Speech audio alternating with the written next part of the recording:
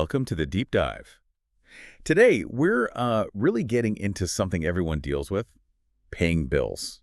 Specifically in an American English context. It's more than just the words, right? It's about feeling confident handling this stuff day to day. Exactly. And that confidence, well, it comes from knowing the specific language, the phrases, even the cultural quirks around bills here.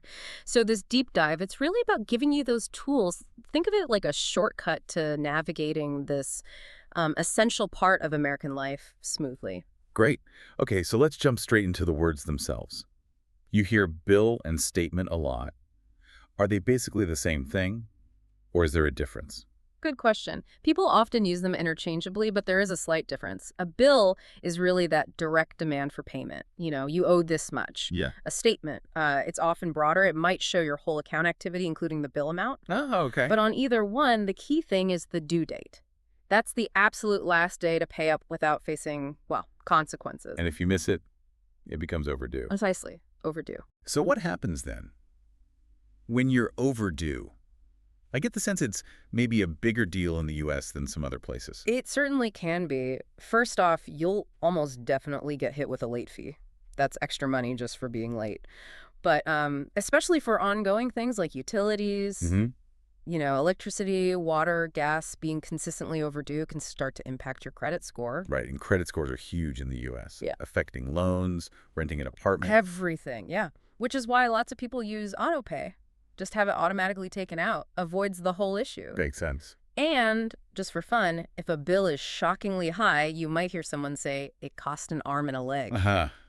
Yeah, I've felt that way looking at some bills. Okay, let's picture this. You get your electricity bill, and whoa, it's way higher than normal. What's the best way to call them up? Like, what do you actually say? You want to be polite but direct. Something like, hi, my bill seems higher than usual this month. Can you walk me through the charges? Or maybe, I'm seeing a big increase here. Could you help me understand my usage? Usage being how much electricity you actually consume. Gotcha. Usage. They might ask about that, did you run the heat more or the AC? And they'll probably suggest setting up automatic payments too. And if things are really tight financially, it's okay to politely ask, is it possible to get an extension on my bill? No guarantees, but worth asking. Right. And quickly, what about splitting bills socially, like dinner? Oh, yeah, super common. You'll hear, should we split the bill evenly? Or someone might say, I'll get this, you can Venmo me later. Apps like Venmo make it really easy. Okay, shifting gears a bit. The culture around those due dates. Yeah. You mentioned they're strict. How strict are we talking? Very strict. I think that, so what here is really understanding that efficiency and sticking to deadlines are key. Yeah. It's often automated, unlike some places where maybe a quick phone call buys you a day or two here. That due date, it's usually a hard cutoff. So pay a day late. Expect that late fee, almost certainly, and if it happens repeatedly, it can show up on your credit report. Most folks just pay online now. Bank apps, credit cards, or they use that auto pay we mentioned. It's just easier. And culturally, do people talk about bills? Yeah, surprisingly openly sometimes. People might schedule payments around their paychecks or complain to friends like, oh, my phone bill was insane this month. It's seen as a normal part of managing your own finances. Okay, so wrapping this up for everyone listening, what are the absolute must-knows? We hit key terms like due date, overdue, late fee, utilities, auto pay.